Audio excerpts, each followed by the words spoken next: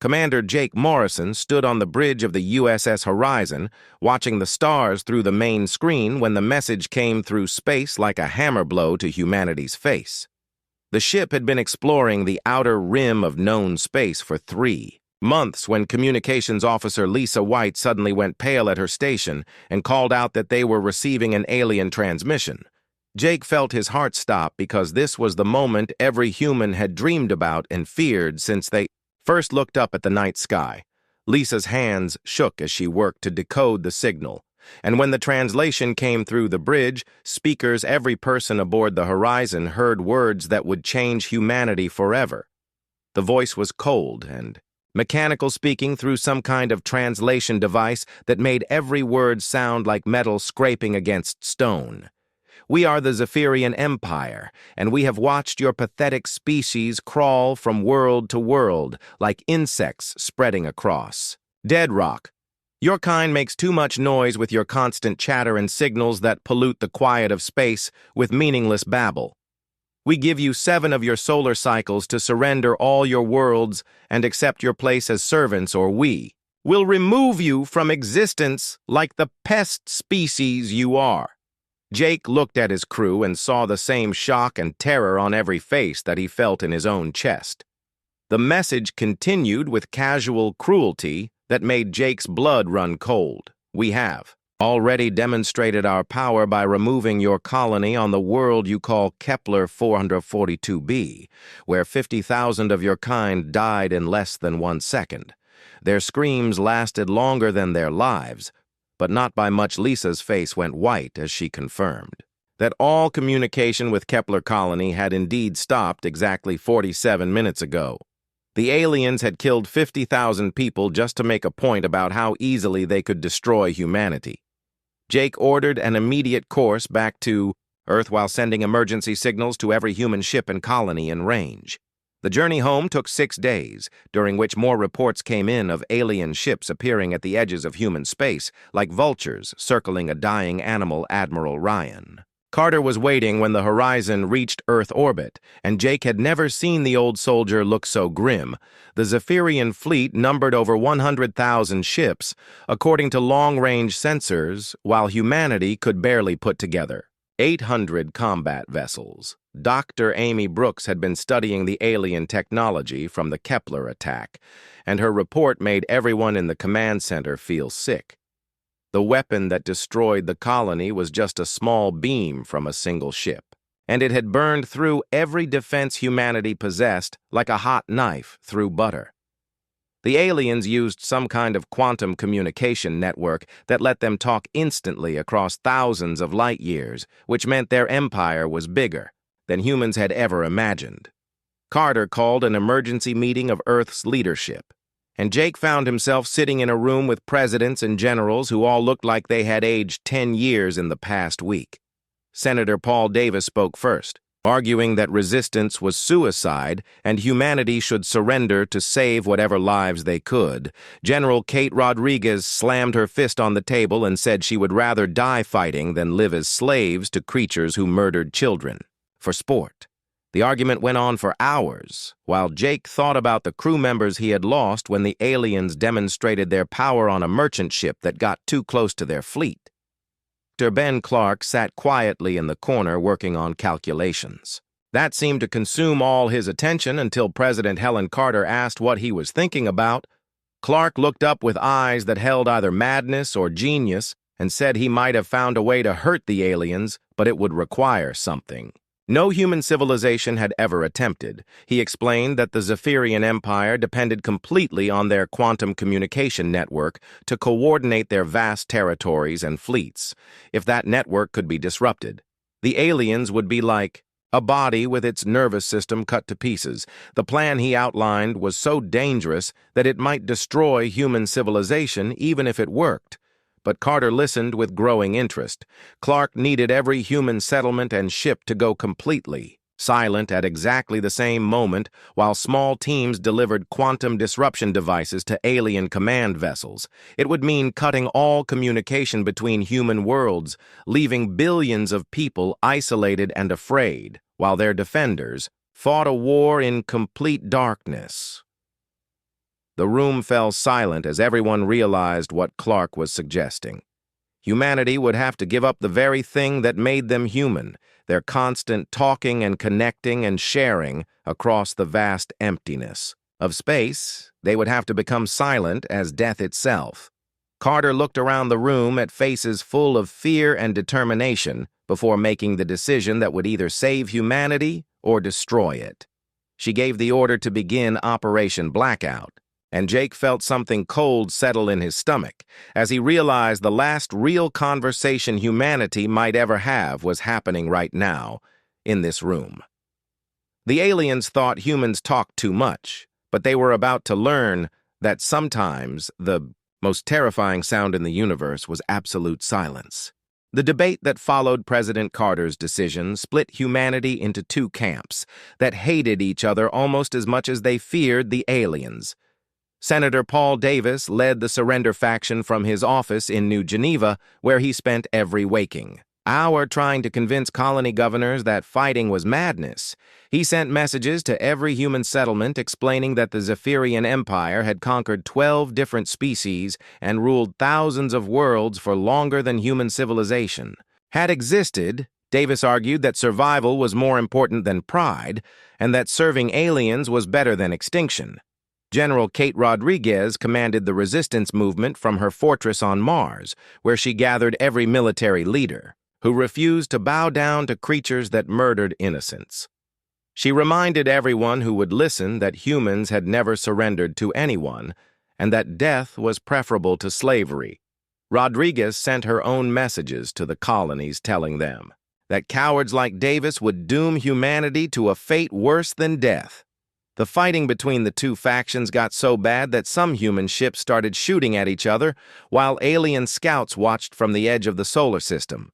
Dr. Ben Clark worked day and night in his laboratory deep under the Rocky Mountains, where he tried to turn his desperate theory into something that might actually work.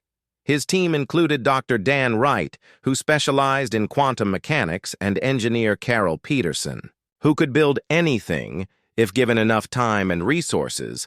Clark's plan required creating quantum disruption bombs that would cause a chain reaction in the alien communication network. But the mathematics were so complex that most scientists said it was impossible. The bombs had to be detonated at exactly the same moment across multiple star systems, or the aliens would simply reroute their communications, and the plan would fail. Even worse, the disruption effect might spread back to Earth and destroy human technology as well, leaving them helpless in a galaxy full of enemies.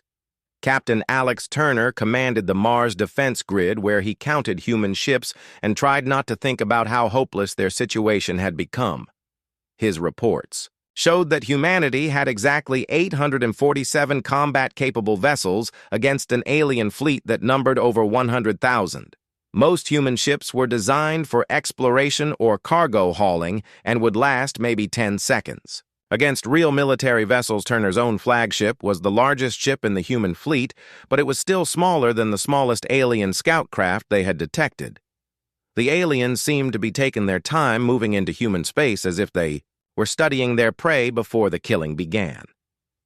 President Carter held emergency sessions every day, where she listened to advisors who all had different opinions about what humanity should do. Admiral Ryan Carter, who was her brother, argued that they should at least try to fight even if defeat was certain, because surrender would mean the end of everything humans believed in.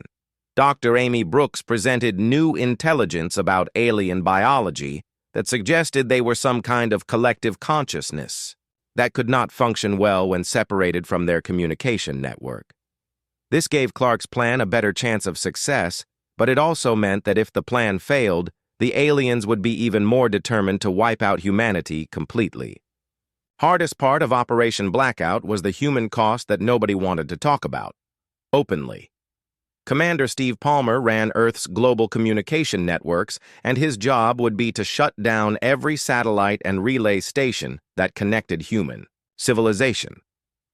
When the silence began, billions of people would lose contact with their families and friends, and many would assume the worst had happened. Lieutenant Maria Santos was in charge of evacuating civilians into underground bunkers that had been built in secret over the past few years. The bunkers could protect people from alien weapons, but they would also cut them off from the outside world for months or even years.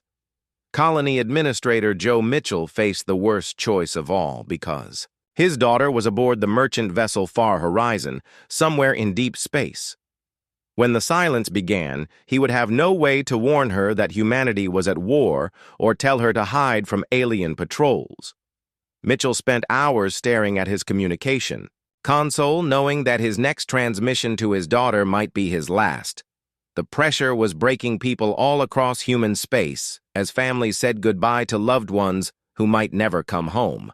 Some colonies declared independence from Earth and said they would surrender to the aliens on their own terms. Other settlements went completely dark early and started preparing for siege warfare that might last decades. Captain Jake Morrison received orders to take the USS Horizon on what everyone knew was a suicide mission. His ship would carry one of Clark's quantum disruption bombs deep into alien territory and detonate it near their command vessels. Morrison would have no way to coordinate with other human forces once the silence began, and no way to call for help if things went wrong.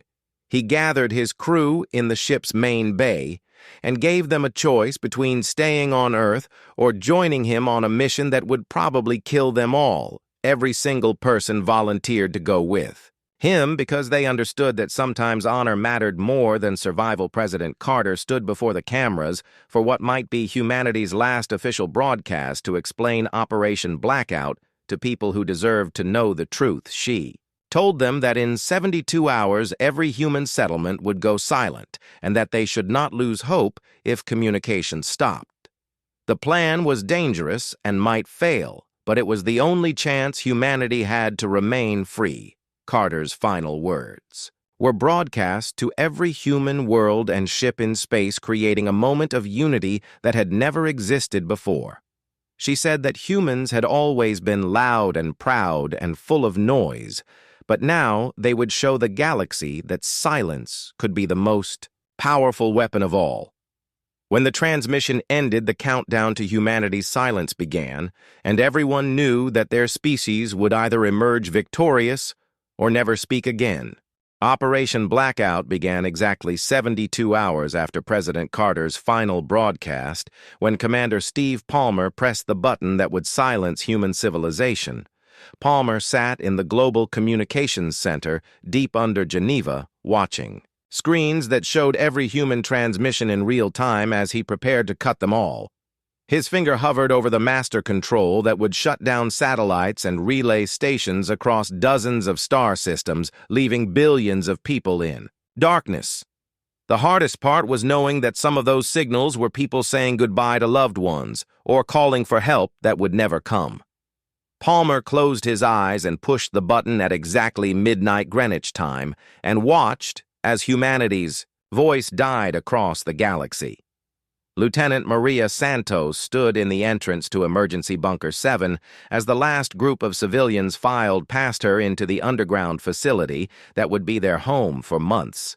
She had spent weeks explaining to families that they could bring almost nothing with them, and that contact with the outside world would be impossible.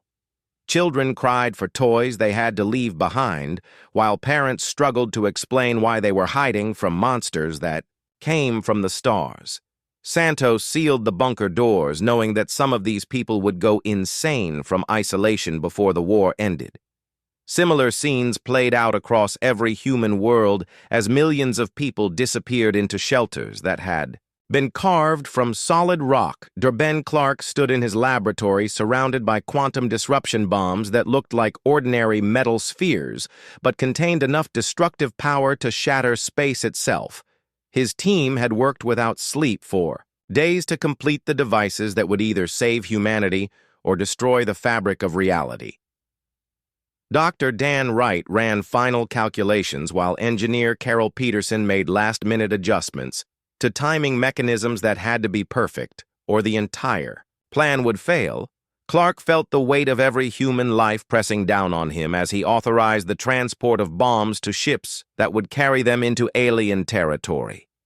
The science was solid, but there were too many variables and too many things that could go wrong. Each bomb had to be detonated within nanoseconds of the others, or the aliens would detect the attack and activate countermeasures. Captain Jake Morrison walked through the USS Horizon, saying goodbye to systems he had lived with for years, knowing he would probably never see them again. His crew moved through their final preparations with quiet efficiency because there was nothing left to say. Navigator Linda Gray plotted a course that would take them through 3 star systems, controlled by aliens while avoiding patrol routes that might expose them. Early, Weapons Officer Mark Johnson checked and rechecked the bomb that would turn their ship into a weapon capable of damaging an empire. Morrison stood on the bridge watching Earth grow smaller through the main screen and wondered if any humans would survive to remember this moment. The hardest decision belonged to Colony Administrator Joe Mitchell, who stared at his communication console knowing his daughter was somewhere, in deep space. The merchant vessel Far Horizon was carrying supplies to the outer colonies when the silence began, leaving it blind and defenseless. Mitchell typed a final message to his daughter, explaining that humanity was going to war and that she should hide until it was over. He deleted the message without sending it because Operation Blackout had already begun, and any transmission might expose human positions to alien scouts.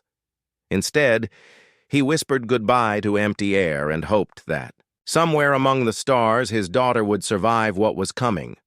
Across human space, the silence spread like a wave of death as colony after colony went dark. The research station on Europa sent its last scientific data before shutting down experiments that had taken decades to develop mining operations. In the asteroid belt, stopped reporting production numbers and started preparing for siege warfare. Exploration ships scattered across the galaxy received automated signals telling them to go dark and hide until further notice. Some captains ignored the orders and tried to return home, only to find empty space where human colonies used to broadcast. The alien response was swift and confused as Zephyrian scouts detected the sudden absence of human chatter. For thousands of years, the aliens had monitored species across the galaxy, and none had ever simply stopped talking. War leader Thakron commanded the invasion fleet from his flagship, where sensors showed that human space had become a void. His communications specialists reported that every human transmission had ceased simultaneously across dozens of star systems. The aliens had expected surrender broadcasts or desperate calls for mercy, but instead, they found only silence. Thakron ordered his scouts to investigate human colonies and determine if the species had somehow destroyed itself. The first alien ships to enter human space found settlements that appeared abandoned but showed signs of recent activity. Buildings were intact, and power systems functioned, but no life signs appeared on any sensors. Some Zephyrian commanders suggested that humans had discovered some new form of camouflage technology. Others believed the entire species had committed mass suicide rather than face conquest. Prime communicator Veltar tried to penetrate the silence using every scanning method the Empire possessed, but found nothing. The absence of human voices created a gap in space that felt wrong to creatures who had never known true. Quiet deep in their underground bunkers, humans waited and listened for sounds that never came. Children asked parents when they could go home while adults struggled to maintain hope without any news from the outside. Some people broke under the pressure and had to be sedated while others found strength they never knew they possessed. The silence was not empty, but full of potential energy. Like the moment before lightning strikes, Captain Morrison led the USS Horizon through alien territory using passive sensors and predetermined navigation routes. His ship moved like a ghost between enemy patrols while carrying death in its cargo hold. The crew worked in whispers because even though they were surrounded by vacuum, they felt like noise might give them away. Morrison knew that similar ships were moving through other sectors, carrying their own bombs toward targets that would cripple alien communications. If even one mission succeeded, the chain reaction might spread across the Zephyrian. network. If they all failed, humanity would die in silence without ever knowing how close they came to victory.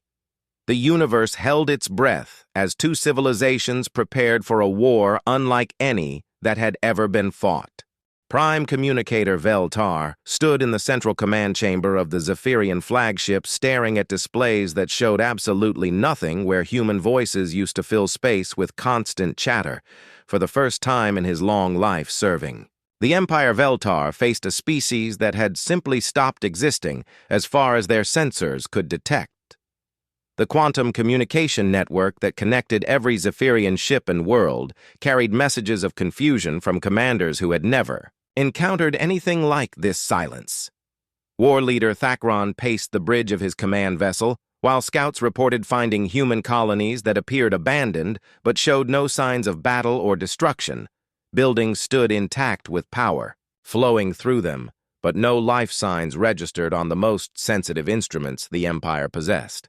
Some settlements had food still warm in preparation areas and vehicles, parked as if their operators had simply vanished into empty air. Thakron ordered his forces to proceed with standard occupation protocols, but the silence made even his most experienced warriors nervous.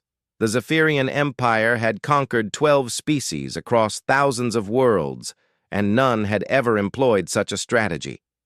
Every other civilization had fought back with weapons, or tried to negotiate, or simply surrendered, but humans had done something else entirely. They had disappeared while remaining present like ghosts, haunting their own worlds. Subcommander Crixtal led the first landing parties onto human colonies where his troops found evidence of recent activity, but no actual humans. Personal belongings lay scattered as if people had left in a hurry, but there were no bodies and no signs of struggle. The aliens searched building after building, finding empty rooms that felt like they were being watched by invisible eyes. Some Zephyrian soldiers reported hearing sounds that sensors could not detect, while others claimed to see movement in their peripheral vision. The psychological effect on alien troops was immediate and severe, because creatures who lived in constant communication with their empire suddenly felt isolated and alone. Dr. Amy Brooks had been right about Zephyrian biology, because the aliens depended on their quantum network for basic mental stability. Without constant contact with the collective consciousness, individual Zephyrians began experiencing something they had never felt before, which was genuine fear. Meanwhile, Captain Jake Morrison guided the USS Horizon through the outer edges of the alien fleet, using trajectories calculated months in advance. His ship moved dark and silent between enemy vessels that were too busy investigating empty human colonies to notice one more piece of floating debris. Morrison's crew worked at their stations without speaking, because even though space carried no sound, they felt like whispers might somehow reach alien sensors. The quantum disruption bomb in their cargo hold represented humanity's only hope, but it had to be delivered to exactly the right position near alien command ships. Similar missions were being carried out by other human vessels, scattered across different sectors of space. Captain Jennifer Walsh commanded a squadron of stealth fighters that had been designed for reconnaissance, but now carried weapons that could disable alien dreadnoughts. Her ships appeared on alien sensors for only seconds at a time before vanishing back into the void like predators. Hunting much larger, Prey Walsh's fighters used hit-and-run tactics that took advantage of alien confusion to strike at communication relays and sensor arrays. The Zephyrians had never faced an enemy that refused to communicate or coordinate in ways their technology could intercept. Every time alien forces tried to respond to human attacks, they found empty space where their enemies had been, moments before. War leader Thakron realized that his massive fleet was being picked apart by forces he could not see or track effectively. His communications specialists worked desperately to penetrate human stealth technology, but found nothing, because humans were not using technology at all. They were using silence as a weapon in ways the Zephyrian Empire had never imagined possible. The aliens had built their entire military strategy around intercepting enemy communications and predicting movements based on signal traffic. Without human chatter to analyze, they were fighting blind against opponents, who seemed to know exactly where to strike. Prime communicator Veltar began detecting subtle variations in the quantum network that suggested something was interfering with long-range communications. The disturbances were too small to cause concern, but they followed patterns that seemed almost like they were building towards something larger. Veltar tried to warn his superiors, but the command structure was too focused on the mystery of human disappearance to pay attention to minor technical issues. Deep in underground bunkers, humans waited for news that never came, while their defenders fought a war in complete darkness. Some people began to believe that Operation Blackout had failed, and that the aliens had simply killed everyone on. The surface others held on to hope that silence meant success, because if humanity had lost, they would have heard alien victory broadcasts. The truth was that neither side fully understood what was happening, because this type of warfare had never been attempted before.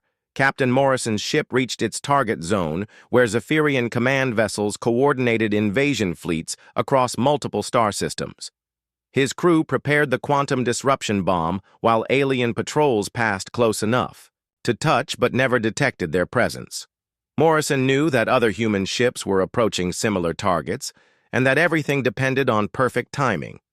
If the bombs detonated too early, the aliens would have time to adapt and protect their network. If they went off too late, the invasion fleet would complete its occupation of human space.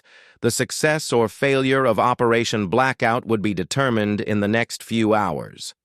Morrison looked at his crew and saw determination mixed with terror on every face, because they all understood that this was humanity's last chance. He activated the bomb's timer and watched as numbers counted down toward either victory or extinction. Across space, other human commanders made the same choice, knowing that their species would either emerge triumphant or never be heard from again. The aliens thought humans talked too much, but they were about to learn that the most dangerous enemy was one that had nothing left to say. The quantum disruption bombs detonated simultaneously across 17 star systems in a chain reaction that would either save humanity or destroy the fabric of space itself. Dr. Ben Clark had calculated the timing down to nanoseconds, but even he held his breath as the devices activated exactly when they were supposed to. The effect was invisible to normal sensors, but Prime Communicator Veltar felt the Zephyrian quantum network shudder like a living thing in pain. What started as minor disturbances suddenly became cascading failures that spread through the alien communication system faster than their technicians could respond. Veltar watched in horror as sections of the Empire simply vanished from his screens when their quantum links dissolved into static.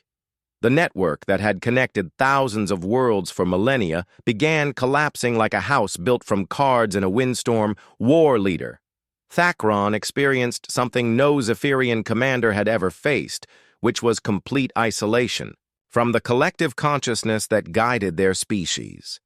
His flagship still functioned, but he could no longer coordinate with other vessels in his own fleet, let alone command ships in distant sectors. Individual Zephyrian captains found themselves making decisions without guidance from superior officers who might as well have been on the other side of the universe. The psychological impact was devastating, because aliens who had never known true solitude suddenly faced the terrifying reality of independent thought. Admiral Ryan Carter coordinated the human counterattack from deep space using autonomous systems that had been programmed months before the silence began. His forces operated without any communication beyond predetermined timing that relied on mechanical precision rather than electronic signals. Human ships emerged from hiding places throughout alien-occupied territory like ghosts, materializing from empty space. Lieutenant Colonel Nick Thompson led ground assault teams that retook human colonies using tactics the Zephyrians could not predict or counter. His soldiers moved through abandoned settlements where alien occupation forces wandered in confusion, looking for commanders who could no longer give them Orders Thompson's teams struck at alien supply depots and communication centers, while enemy troops stood around waiting for instructions that would never come. The Zephyrians had trained for thousands of years to fight as a coordinated force. But they had no experience operating as independent units. Human forces cut through alien formations like knives through butter. Because the enemy could not adapt to tactics they had never encountered, Captain Jennifer Walsh led her stealth squadron against Zephyrian capital ships that had become sitting targets without network support. Her fighters disabled alien dreadnoughts by targeting specific systems, while the massive vessels drifted helplessly through space. Walsh's pilots reported that some alien ships were firing on their own forces because individual commanders could not identify friend from foe. The Zephyrian fleet that had seemed invincible just hours before was tearing itself apart through friendly fire and communication breakdown war leader. Thakron tried desperately to rally his forces using short-range transmissions, but his orders reached only a handful of nearby ships. He watched his invasion fleet dissolve into chaos as battle groups retreated in different directions or attacked targets that made no strategic sense. Some alien commanders attempted to establish local command networks, but human attack teams struck at these efforts before they could take hold. The empire that had ruled this section of the galaxy for longer than human civilization had existed was fragmenting into isolated pieces. Captain Jake Morrison and the crew of USS Horizon had died when their quantum bomb detonated, but their sacrifice triggered the cascade that saved humanity. Similar heroes throughout. Human space gave their lives to deliver weapons that crippled an empire spanning thousands of worlds. The names Morrison and Walsh and Thompson would be remembered forever by humans who understood that freedom sometimes required the ultimate sacrifice. Deep in underground bunkers, civilians began to realize that something had changed when alien patrol signals stopped appearing on passive sensors. Some people dared to hope that the silence had worked, while others feared that both sides had simply destroyed each other. The truth was that humanity had won a victory so complete that even they did not fully understand its scope.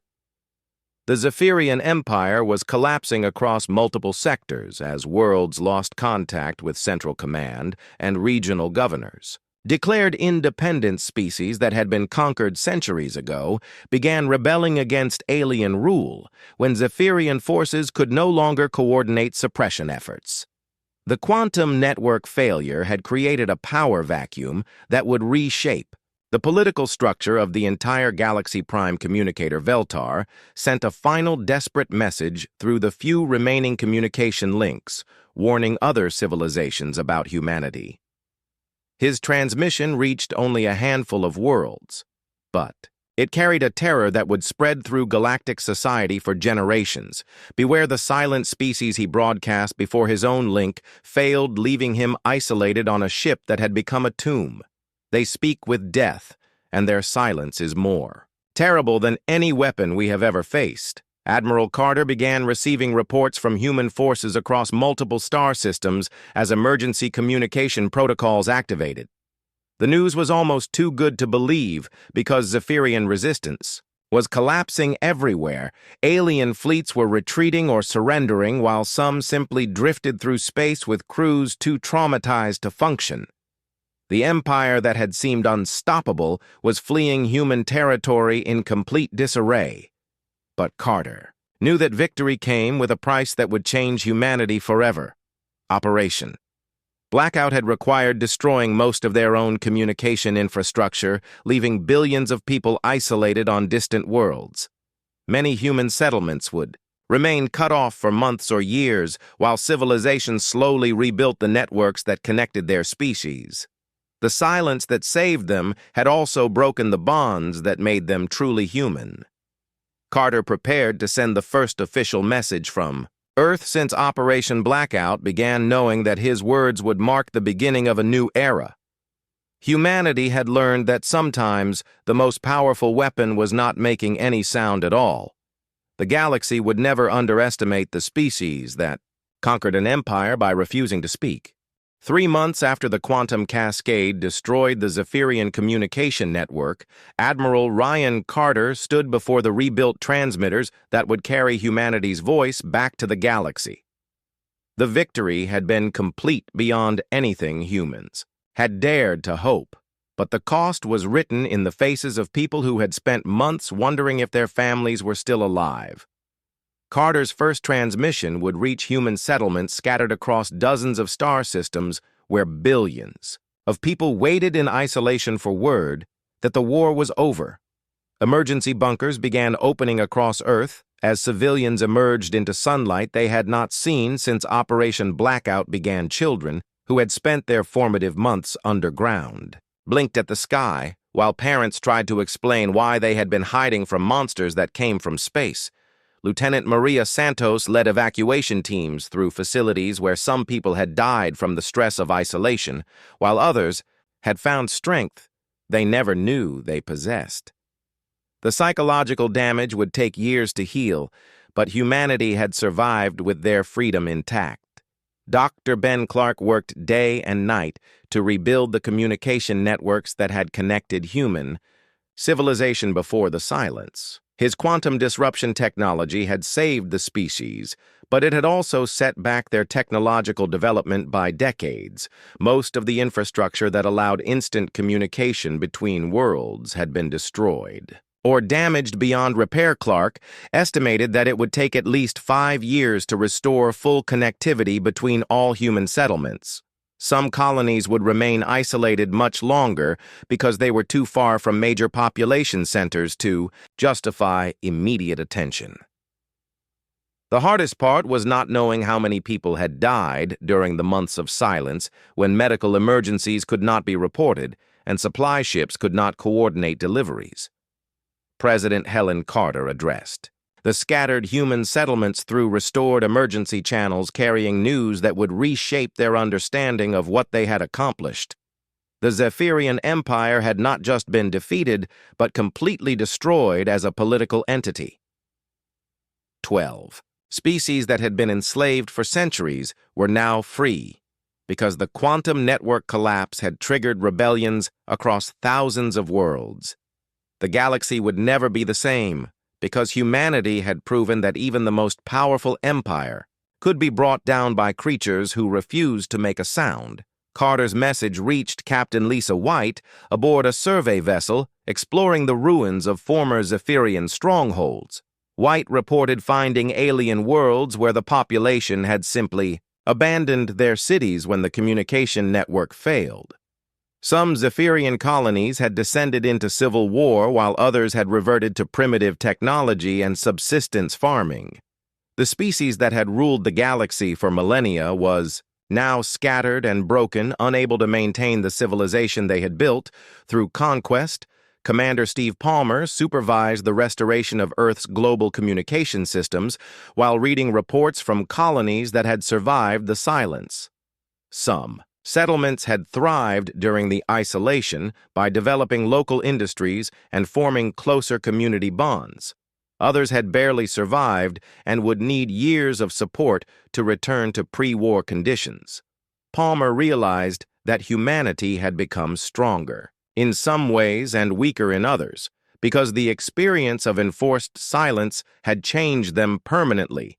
Colony Administrator Joe Mitchell finally received word that his daughter's ship had survived by hiding in an asteroid field where Zephyrian patrols could not detect them. The reunion between fathers and daughters and husbands and wives took place across human space as communication links were slowly restored, but many families discovered that loved ones had not survived the war or the isolation that followed. The memorial walls that listed the dead grew longer every day as the true cost of victory became clear. Dr. Amy Brooks studied reports from the former Zephyrian territories and realized that humanity had accidentally triggered the largest political revolution in galactic history. Dozens of species were now free to develop their own civilizations without alien interference. Some of these newly liberated worlds were trying to contact Earth to thank the humans who had destroyed their oppressors. Brooks recommended caution because not all species would view humanity as liberators. Some might see them as the dangerous newcomers who had upset the galactic balance of power. The first alien delegation to visit Earth after the war came from a species called the Mordaki, who had been enslaved by the Zephyrians for over 800 years. Their representatives spoke through translation devices similar to those the Zephyrians had used. But the message was completely different. We have come to honor the silent warriors who freed our children from bondage, the alien said while presenting gifts that represented centuries of artistic achievement. Your species has shown us that true strength comes not from the ability to speak loudly, but from knowing when words are not enough. The Mordaki offered to share their knowledge of galactic civilization with humanity, but warned that other species might not be so grateful. Some aliens viewed the destruction of the Zephyrian Empire as an act of terrorism that threatened the stability of known space. These hostile species were already forming new alliances designed to contain or destroy humanity before they could upset any more established orders. President Carter realized that winning the war had only been the beginning of humanity's challenges. The galaxy now knew that humans could be incredibly dangerous when pushed too far, but that knowledge cut both ways. Some species would want to ally with the warriors who had conquered an empire through silence. Others would want to destroy humanity before they could pose a similar threat to their own civilizations. Carter prepared humanity's first official message to the galactic community since Operation Blackout ended. The transmission would be broadcast on frequencies that every spacefaring species monitored, and the words would establish humanity's position in the new order. She chose her words carefully because this message would be studied by alien civilizations for generations. We are humanity, and we have returned to the conversation she began. We did not seek war with the Zephyrian Empire, but we will not accept slavery or extinction as the price of peace. We offer friendship to those who come in peace and silence to those who come with threats. The galaxy has learned that we can stop talking when necessary, but we prefer the sound of voices raised in cooperation rather than conquest. We are listening, and we hope you are too. The message ended with a simple statement. That would become humanity's motto in their dealings with alien civilizations. Sometimes the most powerful voice is silence itself, but we choose to speak when there is hope for understanding. The galaxy held its breath, waiting to see what other species would say in response to the humans who had conquered an empire by refusing to make a sound.